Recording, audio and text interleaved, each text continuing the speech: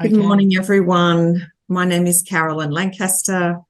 I'm the Children and Families and Youth Officer at Randwick City Council. We're very happy to welcome you to our Parent Carer webinar, Helping Young Children to Sleep with Madeleine Winter. We do have a parenting calendar of free events. If you haven't got one, you can go to our website on the Children and Families page and download a PDF of those.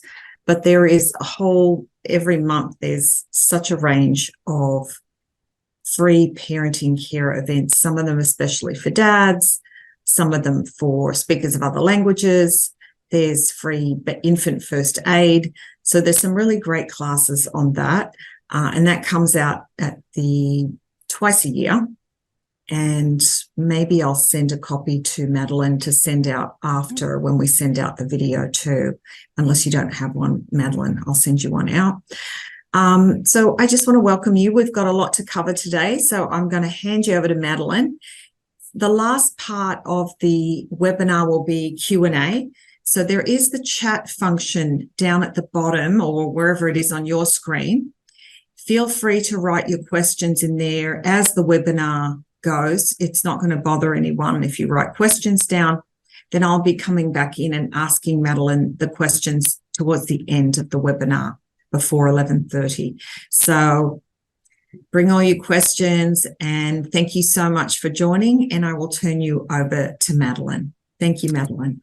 Thank you.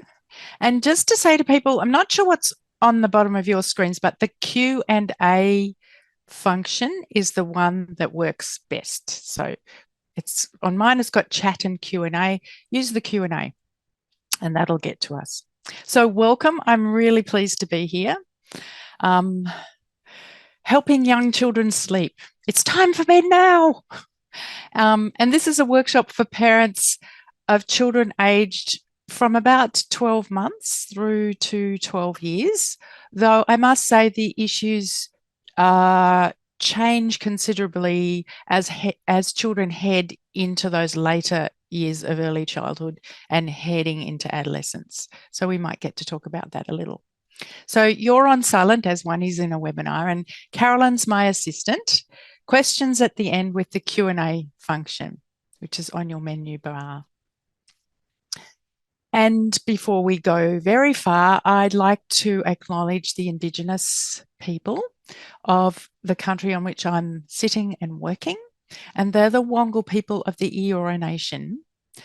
And I'd like to acknowledge that their culture survives and it thrives, and that we have all gained from what they have lost. Every day we gain. And welcome from all over the world. Do let me know if Google Translate didn't get anything right. I'm language challenged and I only have one language, so I'm dependent on the technology. And before I start, I like to talk about us as parents and carers. We often struggle with feelings that we aren't good parents. I've come to the belief that it's almost biological, I think. And if you ever felt bad about yourself before you became a parent, it seems to get a particularly nasty hold on us once we become parents. I think because we want the best for our kids, and we can see where our struggles are not doing the best for the people we love the most. But the bottom line is we're good parents, and we have always done the very best that we can. We need more help. We need more information. We need more support. But truly, really, if you could possibly have done different, you would have. And you face really very real challenges and difficulties, and you're not to blame for them. They're to do with the way the world's structured and comes in on our families and has us feeling like we have to handle this thing in the privacy of our own home. It's very easy to feel like it's our fault and there's something wrong with us. But much of it has to do with what's going on outside the family and the way families are expected to sort of manage the effects of that. And because we're doing it in private at home, it doesn't get identified as a real issue. Every now and again, an issue comes up that does, and an interesting one at the moment is the issue of school refusal. That out of the pandemic, this is a bit off track, but out of the pandemic, it seems like there's this huge wave of school refusal. There's been a Senate inquiry. For once, an issue that we end up trying to struggle with at home on our own gets identified in a systematic way and explored. I look forward to reading the report of that Senate inquiry, which I think has just been tabled.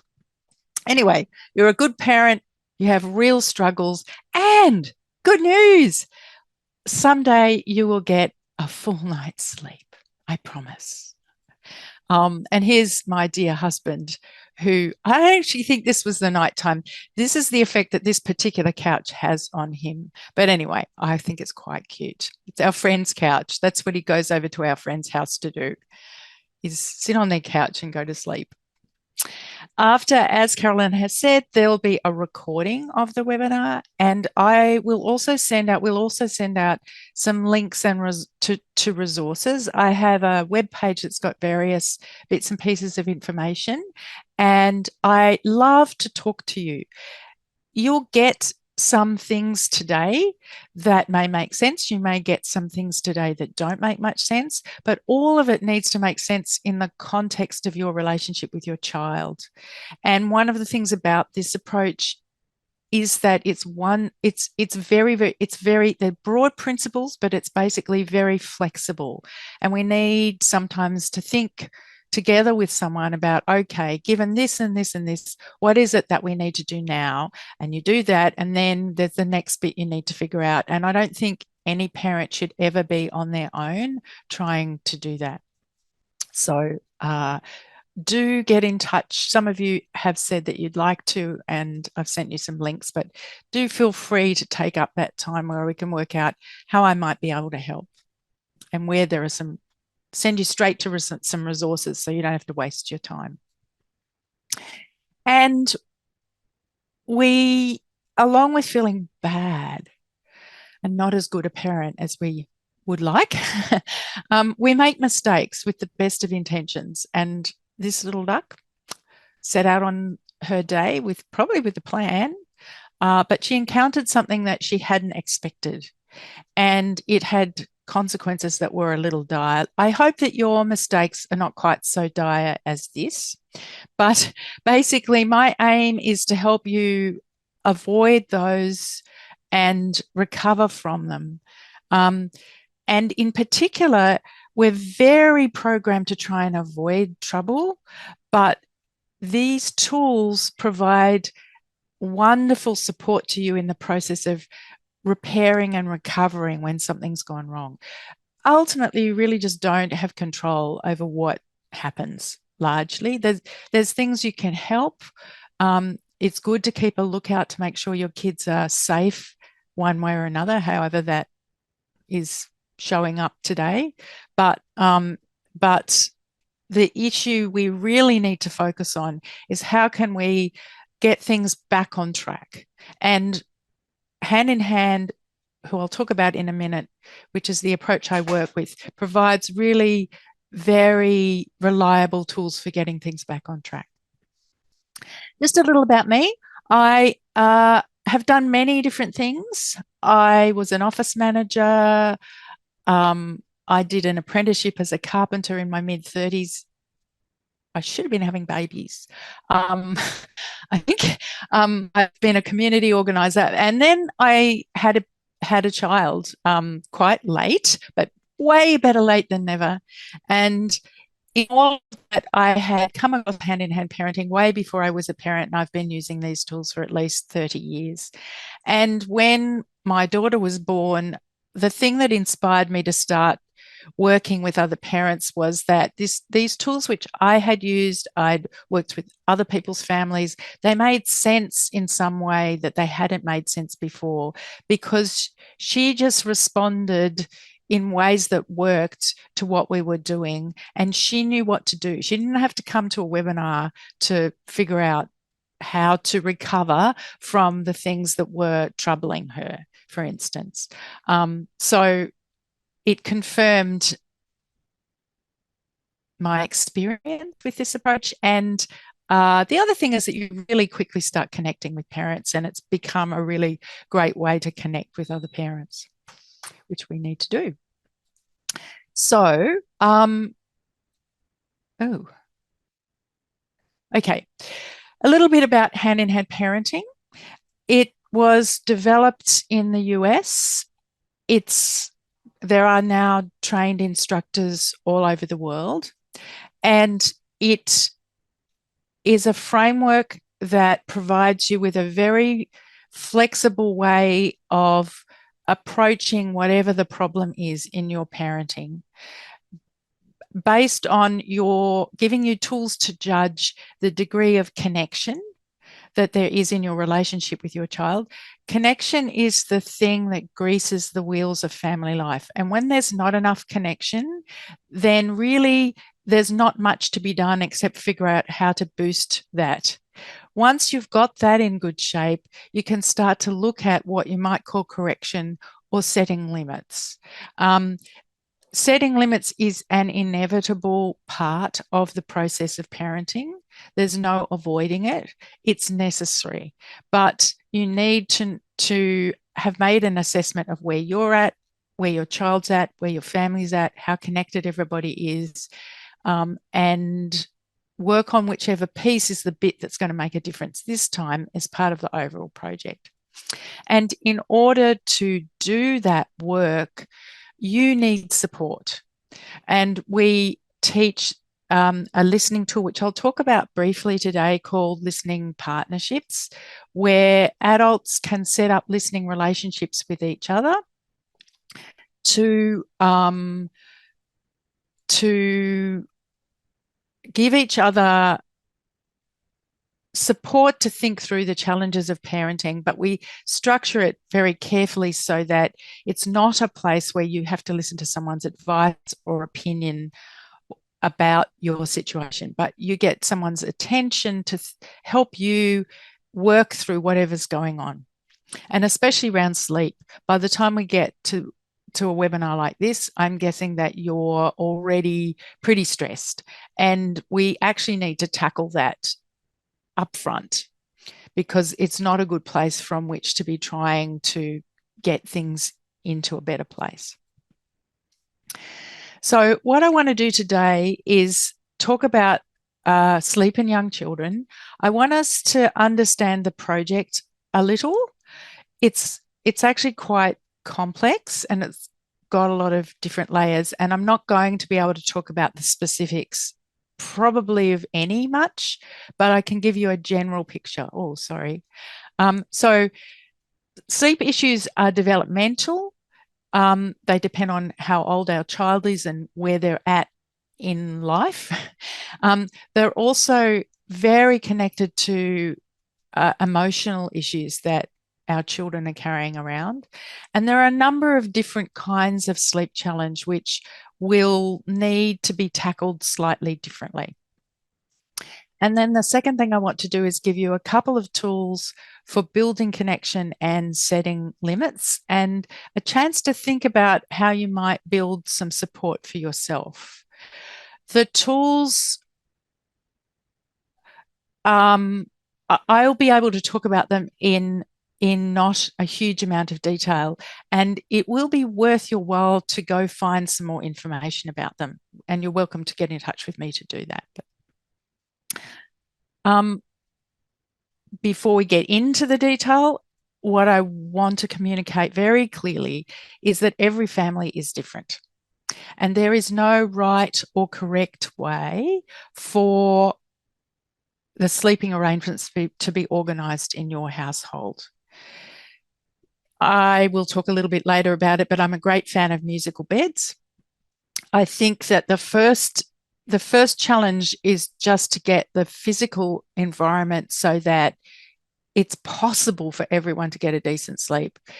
You can move around and have whoever sleeping with whoever, depending on what the situation is. If someone has to get up early to go to work, then, they're not perhaps sleeping in the same room as some child who's in the middle of a stage of waking a lot at night. So if you have the luxury of a range of different sleeping arrangements that are big enough that, if necessary, everyone can sleep in the same bed, or one person can sleep separately, whatever, it's a good idea. The second thing is that children need us to respond to them when they wake in the night. This process will help you understand the big feelings and how to handle them when you're tackling a sleep issue. And I think just, in the general culture, there's an understanding that solving sleep issues often involves big upsets. There's been a tradition that the way to deal with that is to ignore it. And we actually think the big upsets are part of the process. They're actually necessary, but we need to be close to our children when they're in that place, and we need to respond to them when they start to head into that place. So when they wake, we need to respond, and upsets are a necessary part of the process. And ultimately, getting things sorted around sleep is effectively a limit setting process.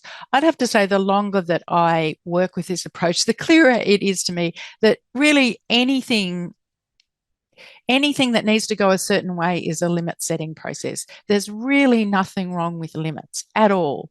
The issue is that if you need to set a limit, it usually means someone's off track.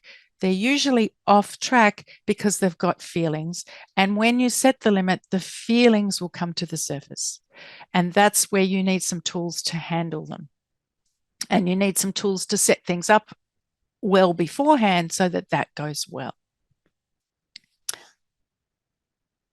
I also think it's really important to keep clear in this project in particular, and the sorting out sleep issues is a project. It's not going to happen overnight. And it's really important that you're in good shape. Your child needs you well rested. And if you're in a situation where you can't manage your child's needs so that you get a decent sleep, then something needs to change. They probably need to go through the emotional process of unloading what's getting in their way of sleeping more than they need you to lie with them all night. And if the thing you need is to get to a point where you can get a decent night's sleep, that's completely possible, except in, situations where there's some biological thing wrong. And we want that to be your goal. It's not going to hurt your kids. If this gets sorted out the right way so that the feelings get worked through and released and got out of the way, getting your child to the point where they can sleep well, or getting yourself to the point where you can sleep well because your child's sleeping well, is going to be good for everybody. But the other thing that's important for me to say about this topic in particular is, please take your time.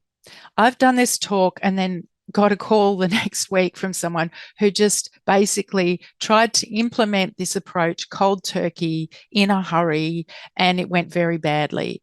There's an urgency around getting enough sleep and getting sleep issues sorted out, but it will be very helpful if you take the time to manage the sleep arrangements in the house so that you're rotating. If you've got another adult in the house, possibly taking turns being more disrupted, while you take the time to get a sense of what this project is and how to tackle it.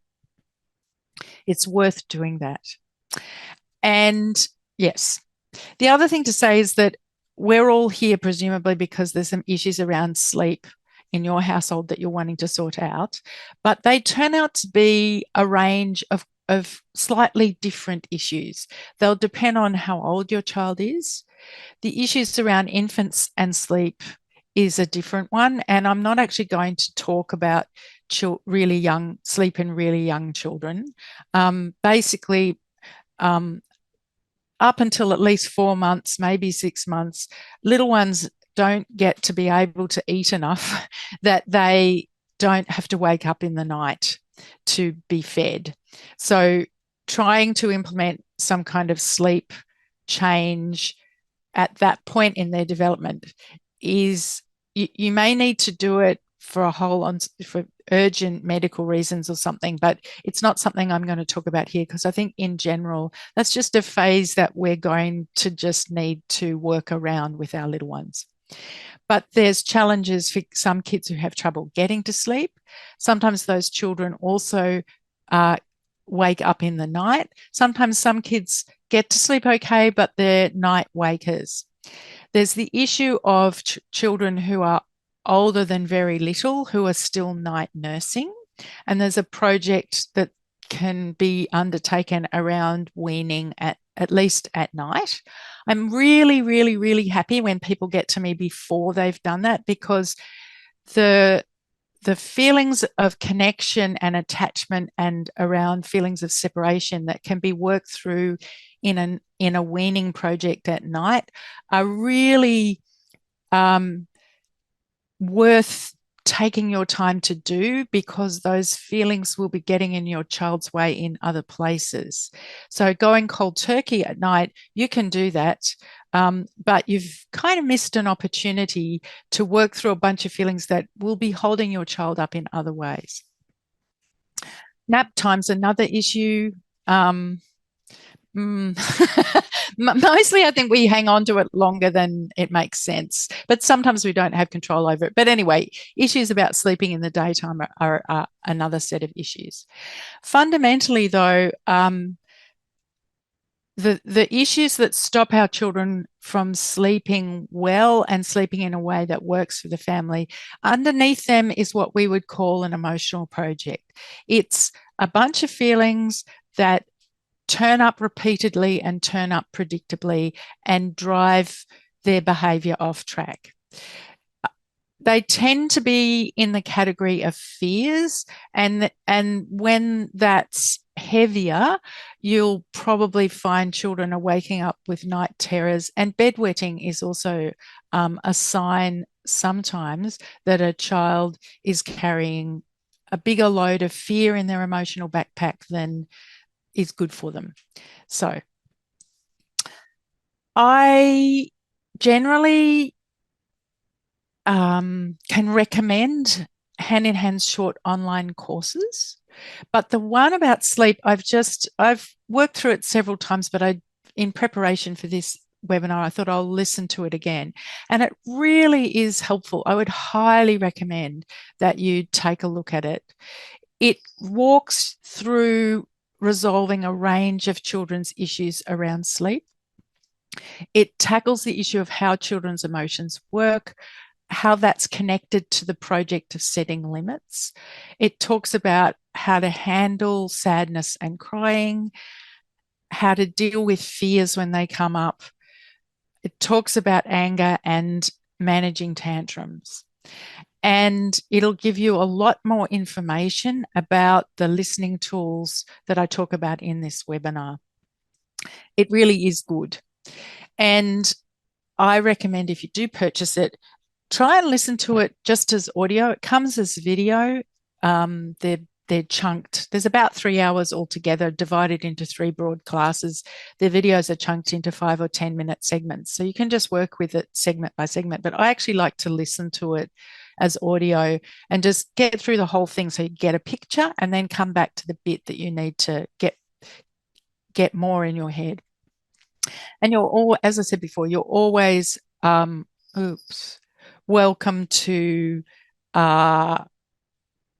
book a short free consultation with me, and we can figure out which is the bit you really need to focus on, which is the bit you're having trouble with, and how we can get some resource in around that. So part of understanding the project is understanding that sleep is an emotional project, and that we need to understand that behavior really is a signal that a child is having some feelings. What happens is that stressful experiences create emotional tension. And sometimes those stressful experiences are, we can all relate to what they might be. It's clear the child's had a really traumatic birth and got scared out of their wits, or has had major medical interventions. But sometimes it's just the normal course of things a small person in a big person's world might encounter, or experiences where they weren't in charge, or someone was a bit tense with them, or they hurt themselves. A lot of the experiences that a child has aren't in the order of crises or even in the order of emotional projects, but they need to be processed. And children process experiences that have tension on them two ways: through the release of feelings and through play. And we'll talk about play a little bit in a minute. But basically, if young ones don't get a chance to offload the tension they've experienced, it's sticky, it tends to get bigger, and it tends to be what drives off-track behaviour. So a child who can't sit still may well have had an experience in their life where they were really, really, really scared. Yeah. And our culture is very good at shutting down the emotional recovery process. I tell this story, but I was with a friend of mine. They'd had a hard birth. Her child was in a humidity crib. I was there when Mum met this child. Her sister-in-law was there. The mum was very spaced out. It had been a difficult birth, and she hadn't had anyone listen to her well enough so that she could get through that to easily connect with her little one. She wanted to, but she was just full of stress. She was stressed. The sister-in-law was really, really, really warm and right there. And she leant down and she spoke to this little 1-day-old baby, and she welcomed him into the world with the warmest voice. And his little face turned towards her. And as soon as he connected with her, he started to cry. And then the nurse started to pat him and try and settle him down. What was happening there was that he was connecting, and then immediately his brain was doing this offloading thing that we're biologically prepared to do, we're set up to do, which was he'd had this stressful birth experience. He needed to cry it out in order to process the feelings that were connected with it. As soon as he connected with his aunt, he started, and then what happened was, well-meaning, but our culture doesn't understand that process, and the feelings tend to get shut. The process of eliminating feelings that are rooted in stressful experiences tends to get shut down. What happens then if a child's walking around with a bunch of feelings in their emotional backpack is that they'll choose small issues to have big feelings about. We call them pretexts. So sleep, the things that happen around sleep and sleep difficulties often qualify as pretexts. So some little issue in the routine becomes a problem, and it's really not a problem, but tackling it will probably bring up big feelings. And the big feelings can't possibly have to do with the fact that you only read 4 books tonight, you only read 3 books tonight, not 4. So I think just about every parent of young children will have had occasions where some funny little issue turns up that your kid gets stuck on, and it just completely does not make sense why they would be so upset about that. Well, they're not really upset about that. They've got some big feeling floating around in their emotional backpack that's probably so big they can't articulate it and they can't face it, but they hook it onto a small issue. So all in all, things can get harder and harder to navigate. So a classic example is that bedtime routines get longer and longer and longer. Something's going on there that's about sort of trying to work around a difficulty, and the workaround just ends up being so much work. I think workarounds are great. And I encourage you, once they've got to be more work than they're worth, take it on. Let's figure out how to open it up and get it moving, and ideally get it out of the way. So, and as I said, stopping feelings doesn't actually make them go away. They just go underground. Around sleep issues, it's worth understanding that there's two big chunks of feeling that give us trouble around sleep. For young children, going to sleep at night is experienced as a profound separation. And separation, if you've come to you might have come to my webinar about separation challenges. Separation is the big project for young children. That's one of, if they haven't had anything else real difficult happen to them, the process of moving away from us and the feelings they need to feel to do that, in order that their attention is free to turn around and take on the big wide world, that's the main emotional project for many young people, for all young people. Sometimes other kids have others as well. So separation is what they experience as they front up to the absolute hard deadline of losing their consciousness. It's a profound separation from us. So it's inevitable, it's repeated, it's important, it's an important chunk of emotional work that needs to be done, and it's deeply, deeply felt. Not all children show it, but it's an important piece of emotional work pretty well all kids have to do. It's fundamentally about sadness and grief. And the way it will show up is that your child will tend to procrastinate bedtime, the moment of actually having to go to sleep.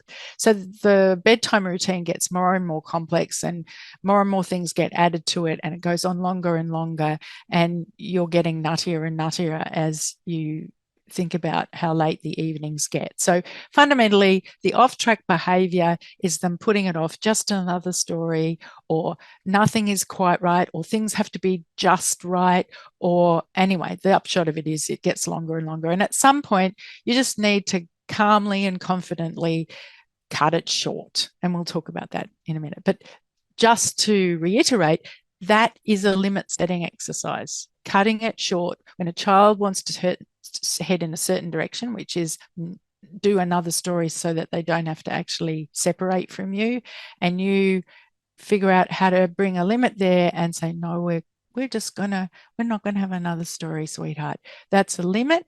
And then some feelings will come up. We'll talk about that a bit more.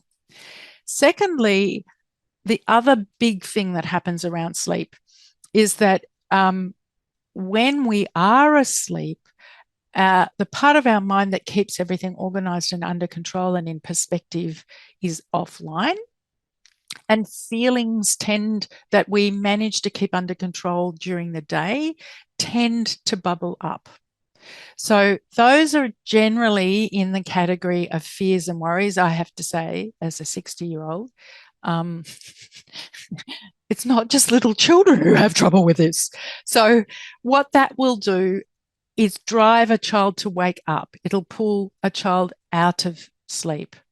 And that tends to show up and drives off-track behaviours around big night terrors and arriving in your bed if you've managed to get them out of your bed, and needing help to get back to sleep. And they do need help to get back to sleep. But ideally, you'll be able to figure out how that help can come packaged in a way that lets them work through those fears. So there's just not such a big load pressing through at night. And just in general, what's really important to keep in mind is that what you have with your child is a relationship bank balance. And what you're wanting to do is what we want to offer you is a way of understanding what's going on, where you can make an assessment about the degree of connection versus the degree of limit setting that needs to happen. And when a child feels deeply close and connected to you, things tend to go more easily. Either, in this scenario, the bedtime routine's reasonably short and your child's off to sleep without you having to run a marathon with them. If they're feeling well connected to you. If sometimes, whatever the case, connection is the sort of connection credits in your emotional bank, in your relationship bank account with your child, are what are needed in order for limit setting to go well. Partly because you're in a relationship with your child. When you set a limit, you're going against their will. There's no way of getting around that. You need to check that your limit is reasonable, but generally, they're going to experience you as going against them. You don't want that to damage your relationship. It's necessary. You're going to have to go against their will, but you want to do it in a way that doesn't damage your relationship. And I think many of us get a bit scared about setting limits because they were set harshly with us when we were young, and we worry that we're going to lose the relationship if we set the limit, because that's what happened to us. There is a way, I'm here to tell you, there's a way of bringing really quite firm limits in a way that builds your relationship with your child, that's necessary, and that builds your relationship with your child. Part of the ingredient is that you've got a close eye on the connection credits. How connected are you feeling? And just to let you know, you could have spent the whole day with your child and they won't necessarily feel connected to you. So we have a couple of ways of playing with children that are very deliberate and that are to do with drawing their attention and yours to the fact that you are close and you are on their side. And if you can have them feel that firmly, that's what they borrow from when you head into a limit setting exercise. Around an emotional project, which is sleep, you want to do plenty of preparation around the closeness and connection part, because you're going to need to set a number of limits over an extended time. Probably it's not going to resolve in one night, and you really don't want it to get snarly because they can't remember that you're on their side, because you're starting to say you can't sleep in the same bed with me. So I hope all that makes sense. Basically, play, we teach two kinds of play in particular. I mean, all play is useful. The general rule would be you need to let the child be the one in charge and you need to let them win.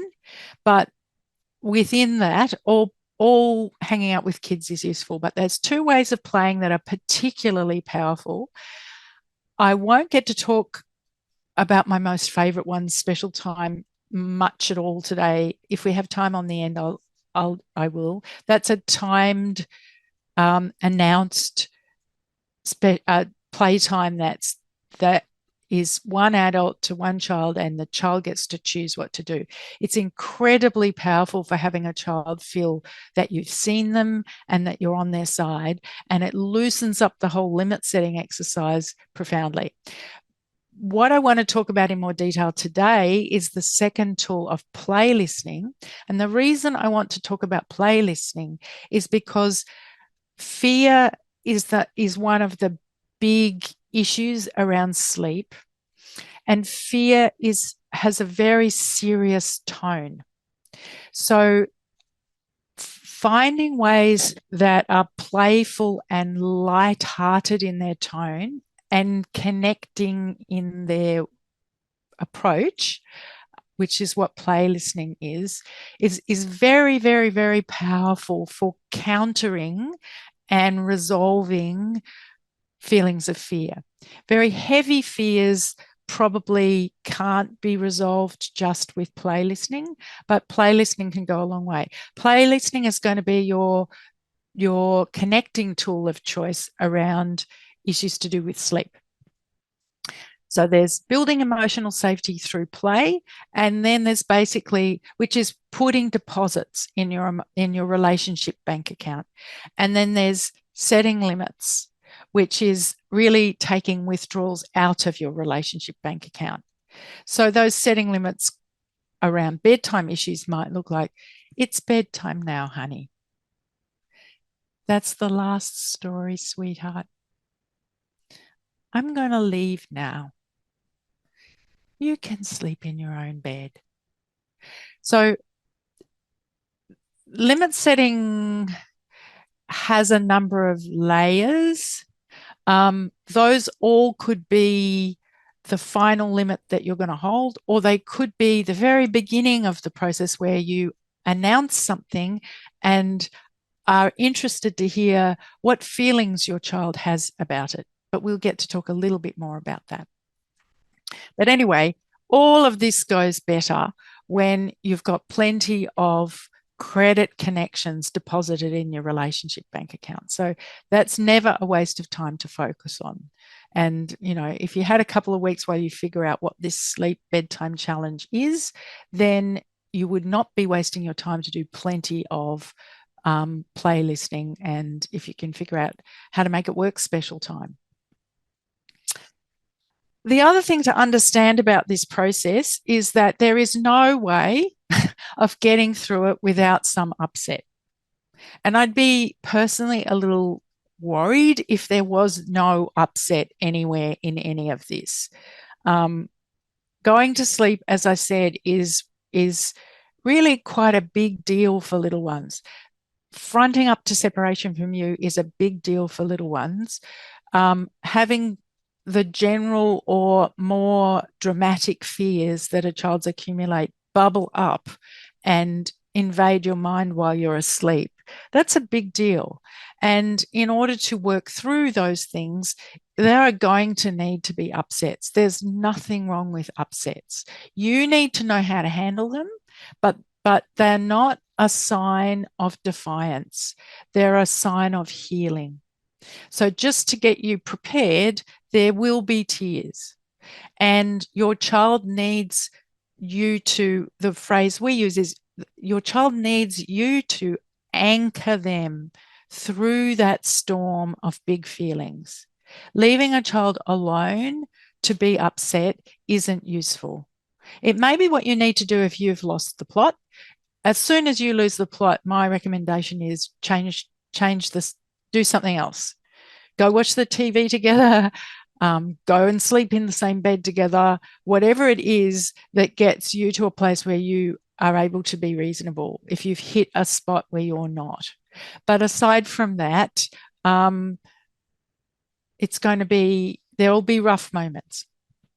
So tears relieve grief, release, relieve, and resolve, really, grief and sadness.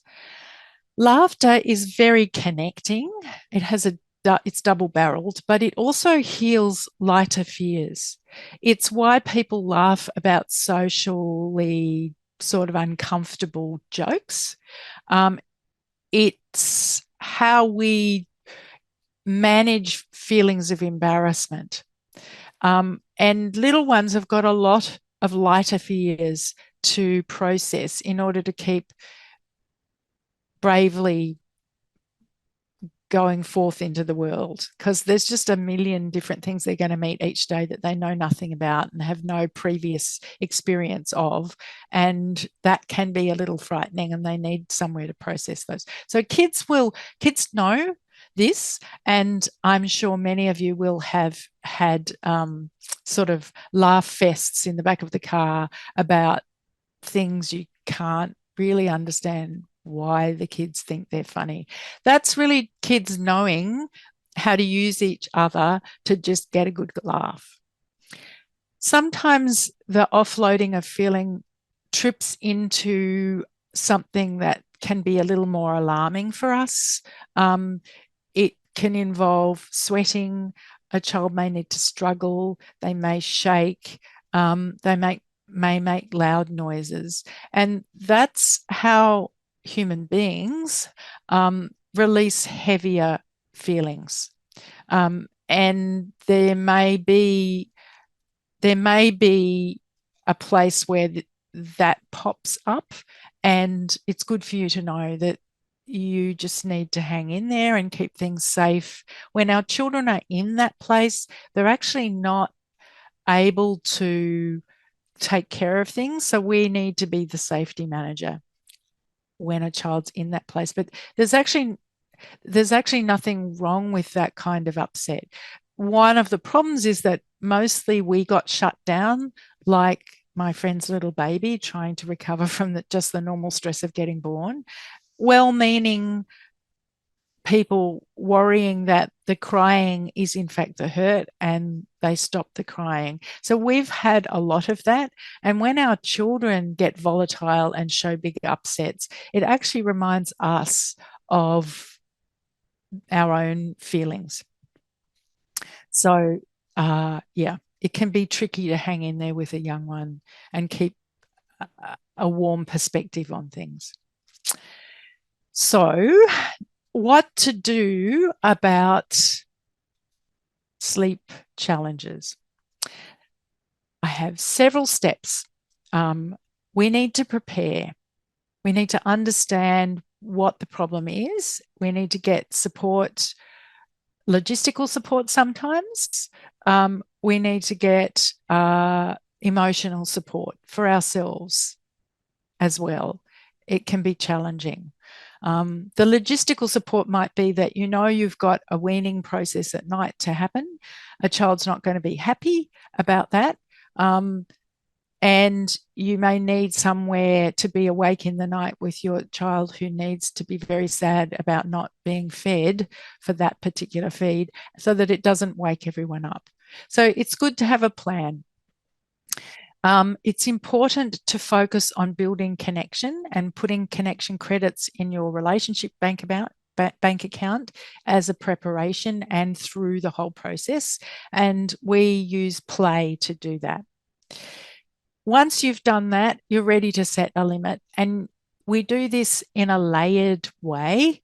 You could start by setting the expectation. Honey, we're going to move you into your own bed next week.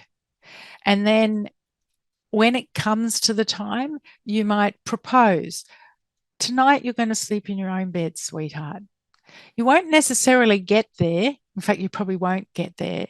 But you want to bring your child's attention to the challenge and figure out how to have them fronting up to that in the way that they can today. And then what will happen is if there are feelings, you'll be able to do what we call stay listening, which is you watch to see where the feelings are bubbling up. You hold the whole process at that point. So you wouldn't necessarily pick up your child and put them in their bed. You would say, sweetheart, we're not going to sleep in the same bed tonight. You're going to sleep in that bed. And that might be enough for them to have a really big upset. And then when you've all had enough of that, you might all sleep in the same bed tonight. I haven't written this here, but one of the things that's extremely useful to know is that consistency isn't vital. I probably should have a slide about that. You're not teaching your child to sleep. You're figuring out how to relieve them of the tension that's getting in their way of having a workable sleep pattern. So the degree to which you can do the connecting and the listening and the limit setting that will move things along in that direction, that's cool. And then when you've had enough, it's okay to go back to revert to neutral. You're not giving them the wrong idea or teaching them something that they can. It's just not a process that's about it looks like power battle sometimes, but that's not what it is. It's a process of you figuring out how to be there with them where they need to have feelings. And then when everyone's had enough, go do something else or do what you normally did, and then come back to it when you've got a bit more reserve. So we stay, listen, we watch for where our children are upset, and we hang in there and listen, which I'll talk about a little bit more. And then when you've had enough, when you can tell that you can't stand it anymore, stop, go do something else, all hop in the same bed. You go sleep somewhere else and give the kid to someone else. Read another story, whatever. You'll get to come back to it. So what you're going to need in order to take this on is a place where you can talk about, where you can make plans, where you can get useful sort of advice around what to do, where you can get some support for taking it on, and in particular, where you can download how you're feeling about it. You're probably feeling pretty frustrated about whatever your sleep challenge is at this point. And that's not a good place from which to try to change things, partly because if you've got a lot of big feelings, you're not going to be very easily, your child is not going to get a sense of connection with you. They're going to get a sense of how tense you are. So you need a place where you can download feelings. In terms of the support and advice and getting help and making a plan, that's something which I recommend you might book some time with me and we can figure that out together. I'm going to talk about a way of getting a place where you can download how you're feeling that you don't need to pay for. We call it a listening partnership. It's basically a process of setting up a formal agreement with someone where you take turns listening to each other, and you don't give advice, you don't give your opinion, you don't interrupt with your own story. You just give someone a chance to talk about what's going on for them. It's an enormous relief as a parent to have somewhere where you can do that. It works if it can be kept completely confidential. I could talk for hours about that process. I'll leave it to you to see if there's someone in your life you could set that up with. I've got some useful little cheat sheets on my website that will help you. I suggest if you're finding someone to do this with, that you actually formally read through the list of do's and don'ts so that you both know what the deal is. The most important thing is that you keep it confidential, that nothing that either of you say will get mentioned elsewhere. In some ways, this means it's much easier to do it with someone that you aren't actually friends with or don't interact with on a regular basis. Because if someone tells you a secret, it's kind of really hard not to have that influence how you are with them or the people around them. But anyway, it's a powerful, powerful tool if you can make it work.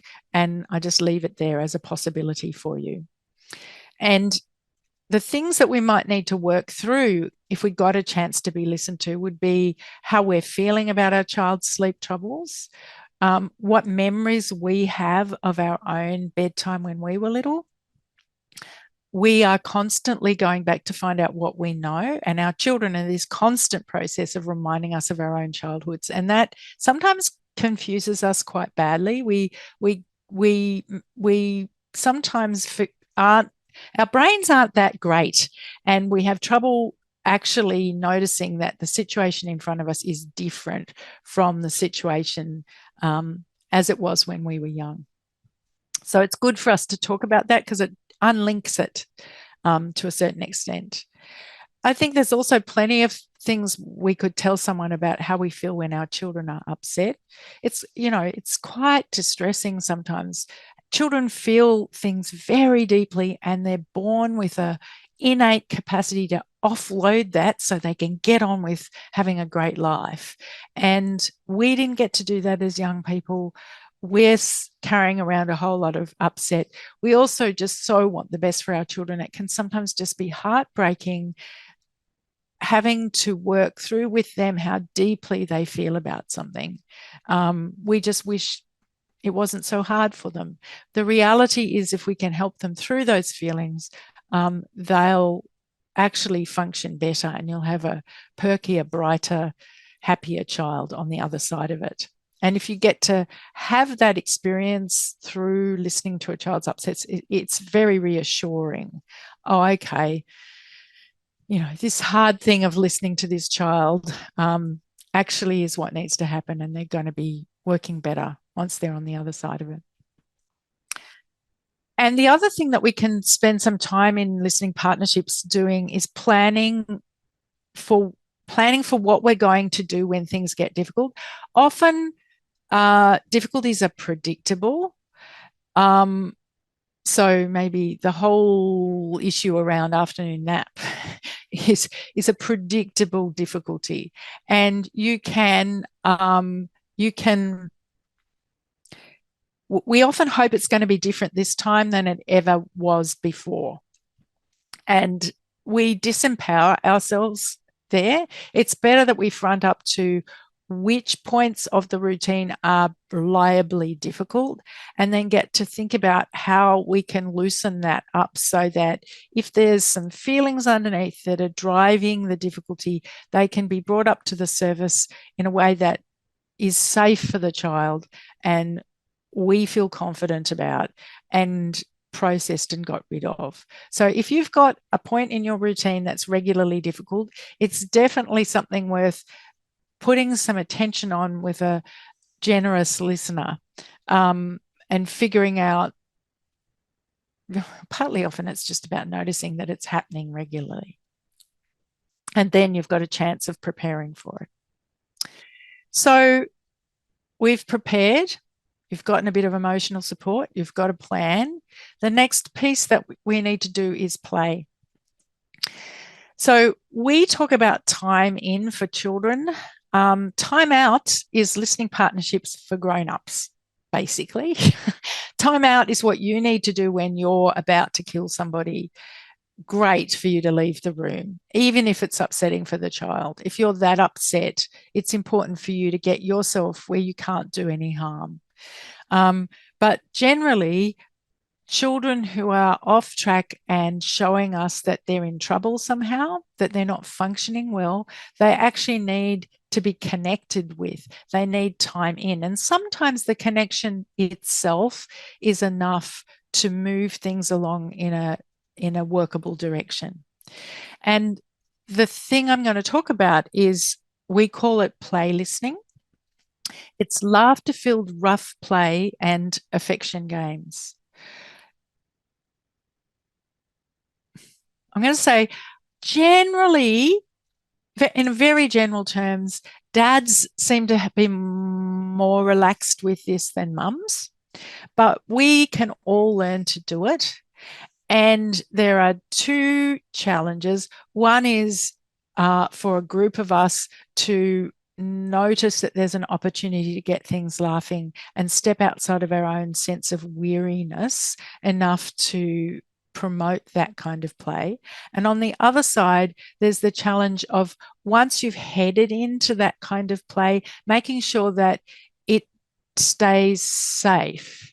It stays so that the children, what's happening in play listening is you're setting up opportunities for children to dip their toe into fear without any risk that they're going to fall into the pond, if that makes sense.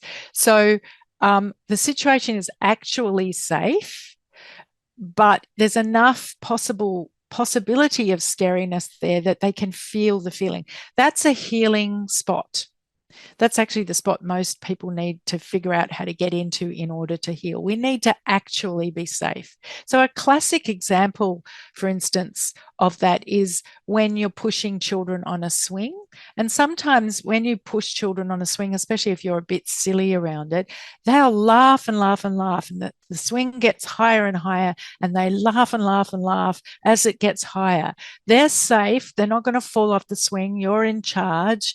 but they get to feel what it might be like to fall off the swing, for instance, or be on the edge of some risky thing. Then you push too hard and suddenly the tone changes and they're screeching. And that's there's either the challenge of of being prepared to be funny at all, or the challenge of not going over the top with it and keeping it in that zone of where it's a little bit scary, but they're actually really well connected. That's where they can feel those lighter fears. But laughter-filled rough play and affection games are fantastic for releasing lighter tensions, in particular lighter fears and embarrassments. They're deeply connecting, and you can do them anytime, anywhere, with any number of kids, young or old, which is useful. So a family sock wrestle. We recommend a good solid play listening time at the end as the beginning of the bedtime routine. This will warm things up. Lighter fears will come off. And what happens is either it allows a child to feel connected enough to kind of happily go to sleep. Good luck if that's where it heads you, but it does sometimes work that way. But often what it does is they feel well connected. The feelings are closer to the surface. Then when you set the limit, we're going to go to bed now, sweetheart, up come the big upsets. So play listening, these are the rules for play listening. The child needs to be in charge. It's a place where they can feel their power. You need to take a less powerful role because you're always in the powerful role, and they need a break from it. And there's a certain thing they can feel when they're in charge and you're being less powerful. They know you're in charge. There's no one's confused here, but you need to take the less powerful role, preferably sort of cheerful. Meanness doesn't work with play listening. You can make yourself the target. I bet you can't catch me. And then you'd be really bad at being caught, or depending how old the child is, you might have to run harder with an older child. And what you want to do is notice and promote the laughter. Do not tickle. Tickling, if you want to know more about tickling, get in touch with me. But fundamentally, we use it because it got used with us. Children may ask for it because it's one of the ways adults try to make warm contact, playful contact, but it basically disempowers children. It sets up a physical process where they can't get out of it, and that defeats the purpose. They need to feel in charge in this kind of play. We're the safety manager, but they need to feel in charge. You don't want to overwhelm or overpower. So another classic example of where the slip happens is chasing games. Chasing games, I'm not a particularly good play listener. It doesn't have to be terribly sophisticated, and chasing games really are a go-to, an easy go-to. So pretty well anytime you can turn something into a chasing game, one way or another, them chasing you, you chasing them, they'll laugh if you get it right. But if you turn into the big scary monster and you're coming to catch them, suddenly they can't tell that it isn't actually dangerous, and then they'll start to screech. So you don't want to get too big. You just need to watch for their laughter and that loose laughter that children do, and follow that lead. It'll tend to be, play listening will tend to be active, physical, enthusiastic, willing. Everyone can have fun. So play listening games actually address what we would call various emotional emergencies which might be being experienced by your child. So just to know that sort of family wrestle you're doing, it's actually therapy for your children. Games that work, play listening games that work around sort of sleep issues which are connected with separation, for instance, feelings of separation. The adults can beg the child not to leave them. So the adult is the one who hamming up, you sort of need to be cheerful about this, but please don't leave me, please. And then you might crawl after them. And the child will laugh generally.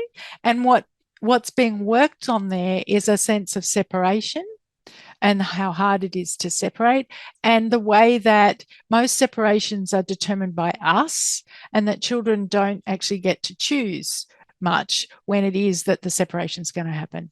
And, to the best of our ability, we can give children choices where they're there, but the reality is a lot of the time we really have to set the agenda, and that's not a problem. It's just that sometimes that gets really wearing on young ones and will start to accumulate emotional tension that needs to get addressed. Another play listening game is, I'm going to give you 100 hugs. So if they've done something a bit off, instead of telling them off, you can go in for 100. I'm going to give you 100 hugs. I'm going to hug you here. I'm going to hug your little finger. I'm going to hug your big toe. Depends how old your child is. This sort of stuff works a little better with younger children. But it addresses their sense of, their question, do you love me? Am I wanted? Am I needed? Another one is tug of war. If there's two adults, you can fight over who's gonna have the child, who's gonna take her to bed. They'll laugh and laugh and laugh. Just don't get too vigorous. I shouldn't admit this in public, but we used to play tug of war a lot, and at one point we ended up having to go to the doctor because my daughter's elbow had got dislocated. She was very young. Children's joints dislocate easily, but anyway, perhaps don't get too vigorous. So another place where young children will easily laugh is where we call it the sitting duck, but you're not understanding you pretend not to be understanding what's happening, or why you're silly, you're bumbling, you're pleased. They get to tell you what is going to happen, or get to play the prank on you, and you're sort of a bit dumb and befuddled. The general tone needs to be pleased. And then, mock threats. So someone calls someone else something mean, and you say, I'm not going to let you say that. I hope you don't tell me that I'm a fussy head. And little ones will immediately start calling you a fussy head, and you can, I don't know, stand on your head or have a dead faint or something. Anyway, that just gives you a little picture of lightness as a key, powerful tool in the process. And what happens is that laughter-filled games where children are in charge, they really build their sense of closeness with us. And when they feel close to us, they feel safe to show how they feel. And what will happen is strong feelings will bubble up and will release. So, a great chasing game suddenly turns into a huge upset because they hit their elbow. And really, hitting your elbow or falling over or something, isn't generally, these things aren't a big deal. But what's happened is that everyone's gotten close enough. Your child bumps into some feelings and finds a way of opening those up. It's not a conscious process, but that's what the process is. And if children get to do that enough, if they get to have a big cry about the fact that you're going to leave, or that you're not going to sleep in the same bed with them, or whatever, you'll find that over time, those things get easier. So once you've connected, what you will want to be doing is set a limit. The longer I work with this, I think I probably already said, the clearer it is to me that the whole thing is really just about limit setting. That doesn't mean it's about standing on the other side of the room and telling a child what they should do. That generally doesn't work. But limiting is about noticing where something's off track, getting in the path of it, so that what happens is, feelings are driving someone off track. The limit is something against which pulls them up. And what happens is the feelings come up. pushed to the surface. So around bedtimes, you want to do it as gently as possible and with as much lead time as possible. So you might set the expectation early on in the day or in the week, or you're going to sleep in your own bed, sweetheart. Then when you get to the end of your bedtime routine, just one more book, love, and then no more. And then we're going to go sit on your bed, and then I'm going to leave you. I'll always come back to you. You may not get out of the room, but you want to, what you're looking to see is where the feelings start to bubble up.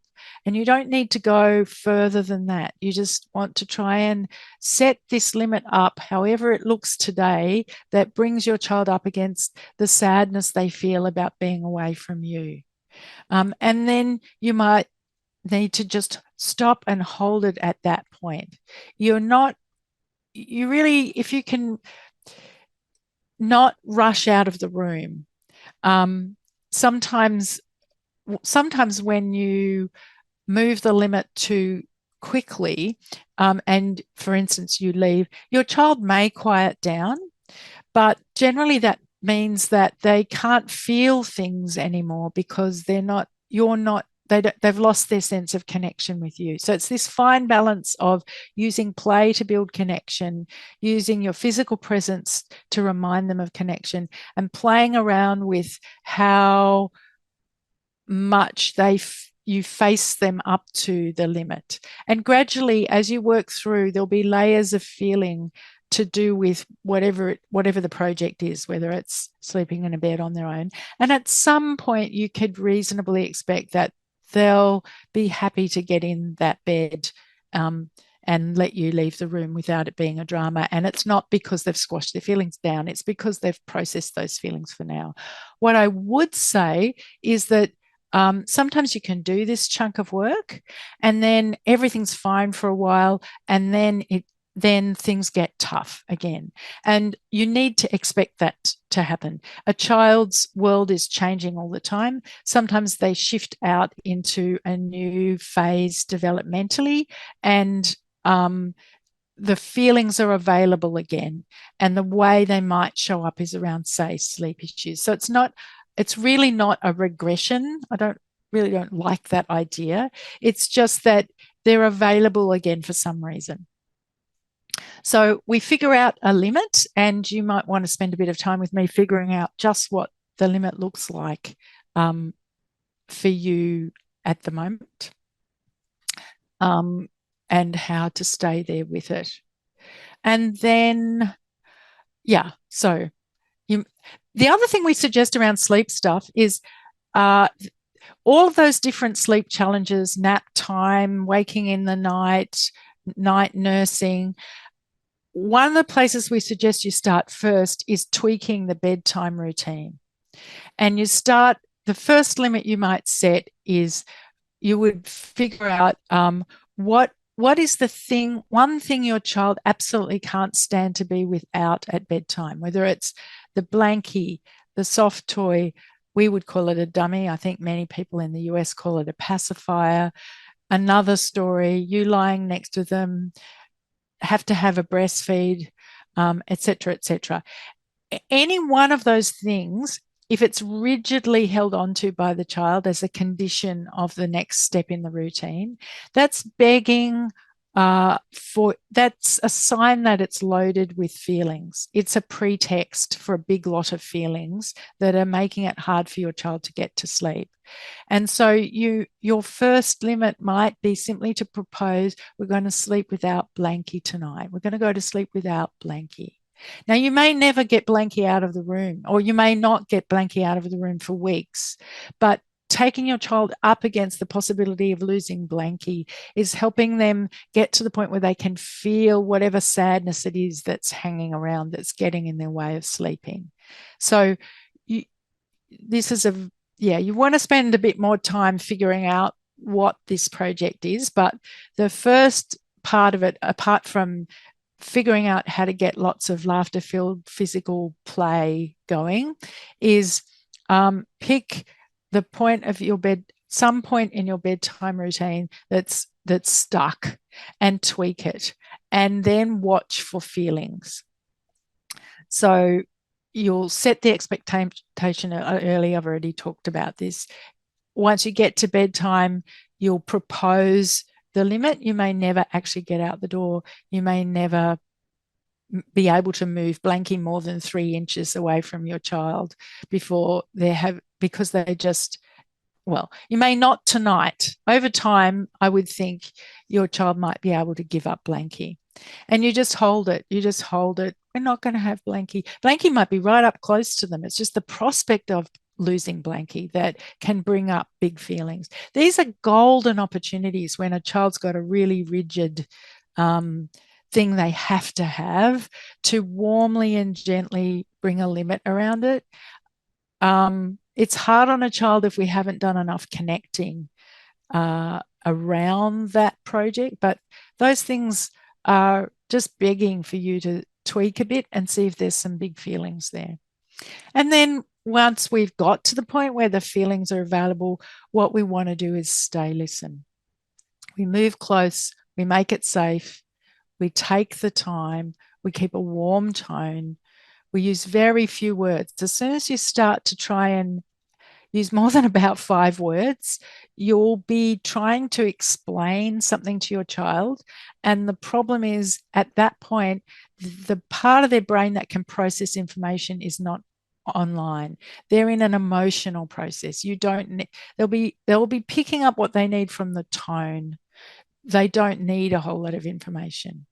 And, you don't need to fix it. You don't need to give up and give Blanky back to them, except when you've got to the point where you've had enough or it's been going on long enough and you just need to stop. And that's fine. Okay, Blanky will sleep with you tonight. Okay, I'll sleep with you tonight.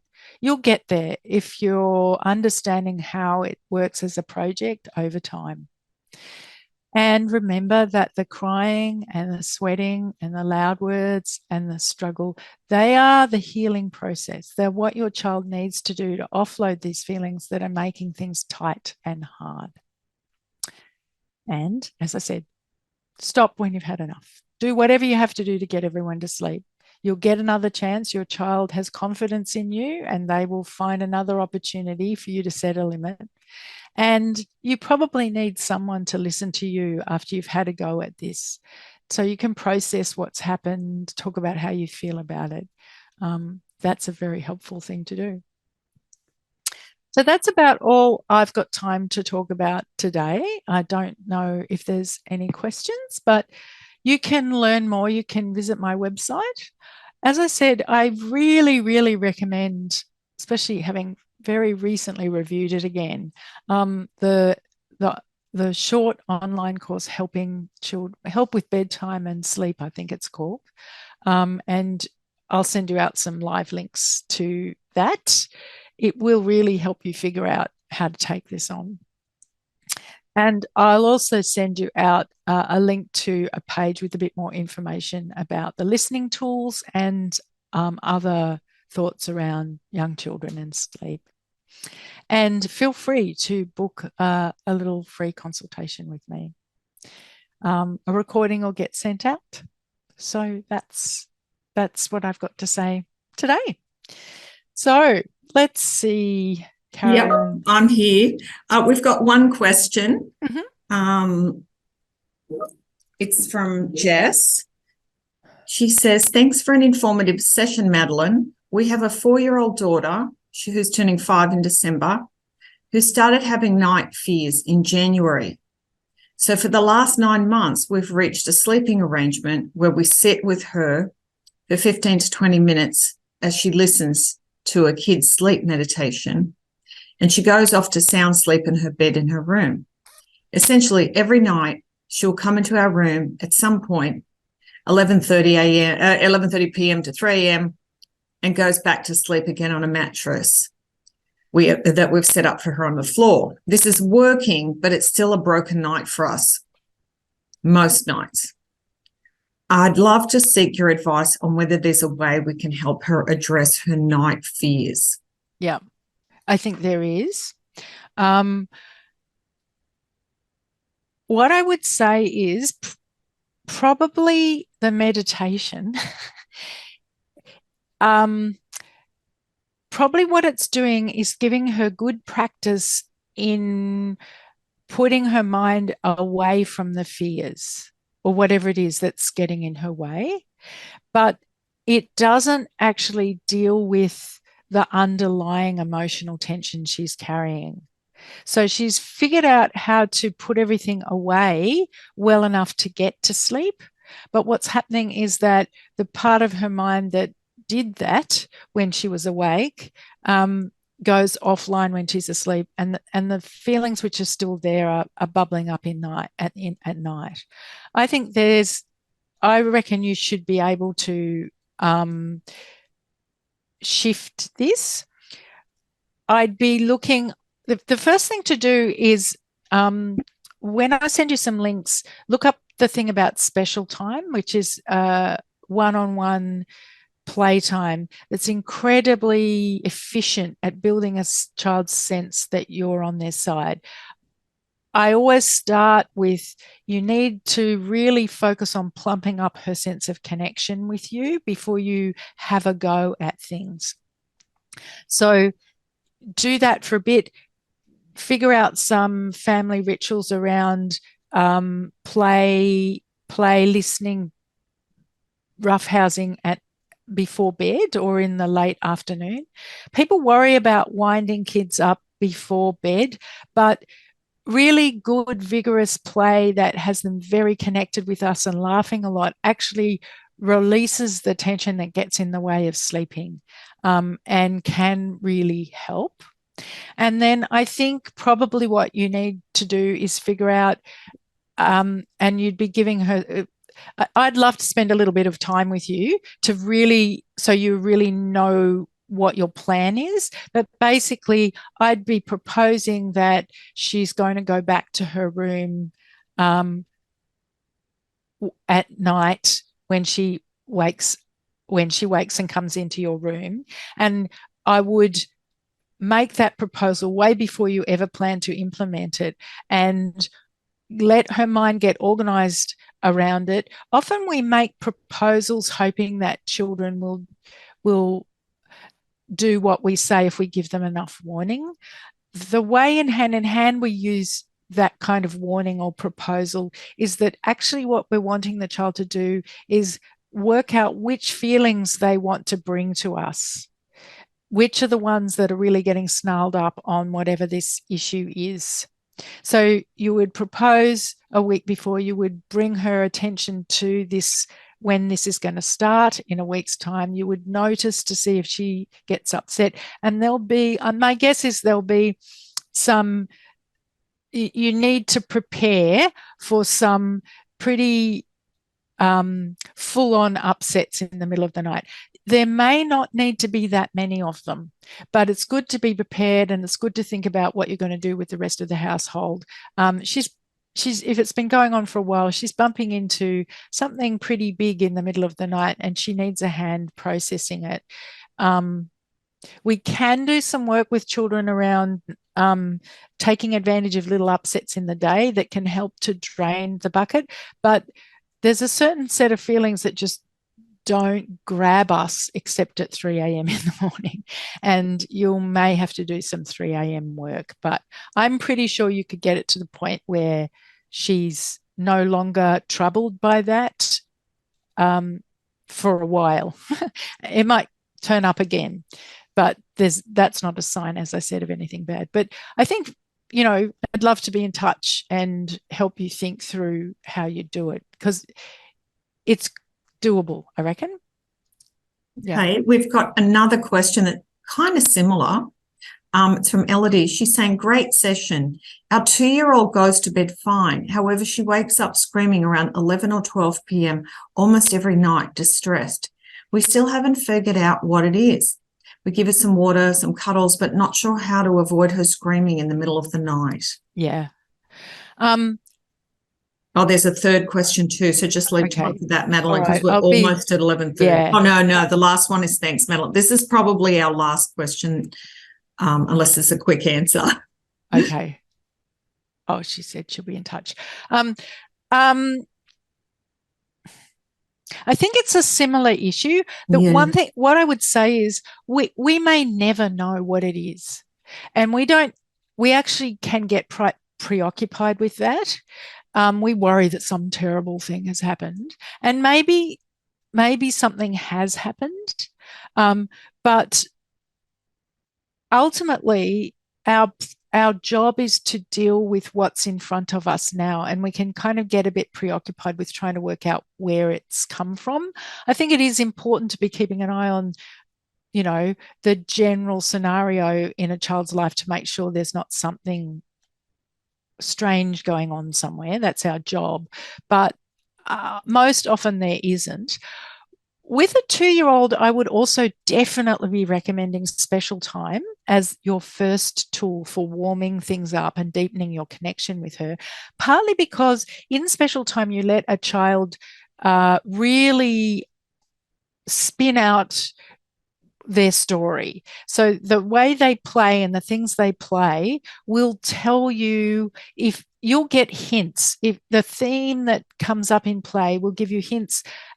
As a parent of a very young child, that's really reassuring, because you'll know if there's something going on. She'll bring up something in play if you set it up the right way that isn't something a 2-year-old should have to be handling, and you'll know there's something you need to be doing something about.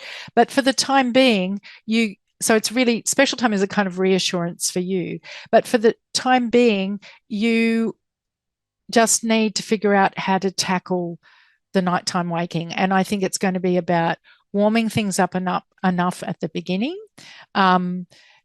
looking for where other points in the day are that she might be bumping into feelings and taking advantage of those, because it's all draining the same bucket. And then being ready in the night, preparing yourself that when she wakes up, you're not going to do you're probably going to do something different from what you're doing now. You're not going to do all those things that are aimed at just getting her back to sleep, but that you've made a decision that you're going to figure out how to hold her there in that feeling for as long as it makes sense. Probably what you do now is a whole lot of stuff, little rituals to try and get her back to sleep. Again, it's in the detail, and I'd be really happy to spend some time with you figuring out what that looks like, and hearing about how you try things and how they worked or they didn't work or whatever. It can be the stuff that bubbles up for children in the middle of the night is often, it's pretty heavy fear, and it can be quite confusing for us to really hang in there with our kids through it and stay confident that there's not something terrible happening. It really makes a difference to be able to check in with someone and tweak things if they're not quite right, and help with the process of keeping on thinking about, how do I keep the connection credits being deposited well enough that this nighttime emotional project is one that's really moving things forward. If you take on nighttime wakings, assuming that it's a pretty big fear that wakes a child up, she'll need plenty of reassurance. And reassurance in this instance means a deep sense of connection with you. So that comes from focusing for a period, probably before you change anything, of special time and lots of play listening. That really fills up her bank account, and then you start the limit setting exercise, and it just all works a lot better that way. But the sort of finer details of that are probably something it'd be great to talk about with you, in detail. So that's a really do get in great touch. offer. Yeah, that's a fantastic offer for everyone. Even if you think of a question later, Yeah. please feel free to contact Madeleine. We have to wrap it up now. We've finished our time together. I wanted to thank everyone for joining, and we will be sending out the recording probably by next week.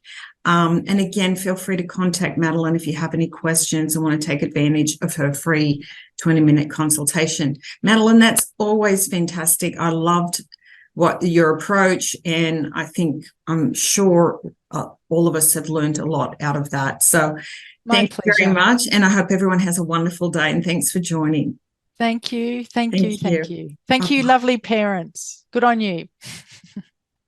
Okay.